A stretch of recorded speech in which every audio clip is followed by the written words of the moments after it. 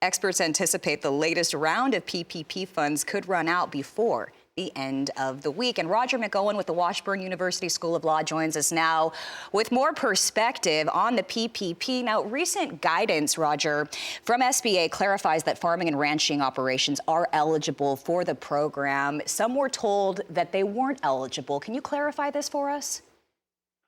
Yeah, good to be with you, Christina. That has been a bone of contention with some in ag with respect to certain lenders that were taking that position. But just a few days ago, the SBA put out additional guidance along with the Treasury Department saying that, yes, a Schedule F filer is eligible to participate in the program. You got to have 500 or fewer employees or have average annual gross receipts of $1 million or less. That's going to pick up a lot of the farming operations. But if you can't satisfy either of those, then you can still qualify if the net worth of your business does not exceed $15 million and your average net income after tax, excluding losses for the 2 full fiscal years before the date of the application doesn't exceed $5 million. So, yes, ag can participate in the program, and so there's no question about that. Now, there may be some questions as to Schedule F income. We can get into that in just a moment. Okay, what if you're a self-employed farmer, you don't have any other employees? Can you apply for a loan, and how is the loan actually calculated for those who are eligible? Yeah, that's a great question. Yes, you can participate as a self-employed farmer, but the loan amount is based on your net self-employment earnings, limited to $100,000 of net self-employment income. So the maximum loan to a self-employed taxpayer is set at just under 21% of your self-employment earnings, plus other payroll costs that you might have. Well, you may not have any if you're self-employed. So that is taken from line 34 of the Schedule F, the 2019 Schedule F.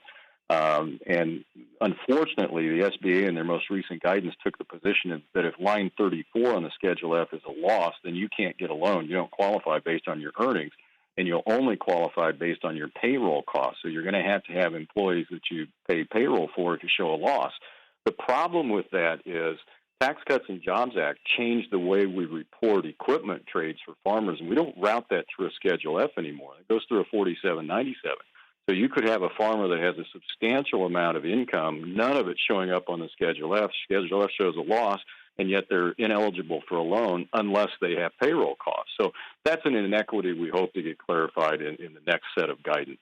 Absolutely. Okay, so what if you're a farmer and you're just hearing this interview right now and you think, oh, well, I can apply, or you're somebody who was maybe told that you didn't qualify before? What would you say to that person, and how does timing factor in? Well, I would say a couple of things. There are a couple of notions out there that lenders have been telling them, at least not all lenders, but some, and it's been significant enough because I've gotten a number of comments with respect to this, that if you apply and you get a loan that makes you ineligible for the ag part of the CARES Act food assistance program, that's not right. There's nothing in the statute that says that. And they've also been told, some farmers have, that if you get a PPP loan, then you're going to lose your USDA subsidies, or they're going to be limited. That's not true either. Okay.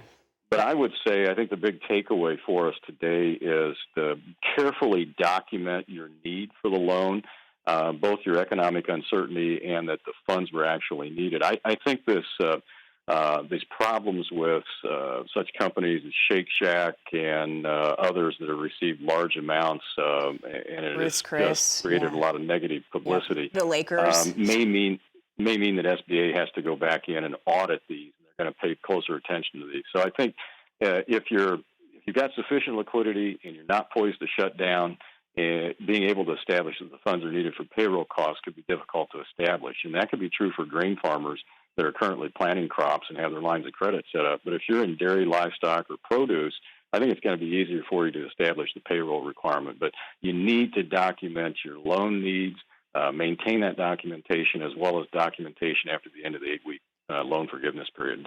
I think that's the key takeaway. That's right, because the last thing you want is to go further into debt. Thank you so much. That was a really important conversation. Roger McEowen with the Washburn University School of Law, thank you for joining us.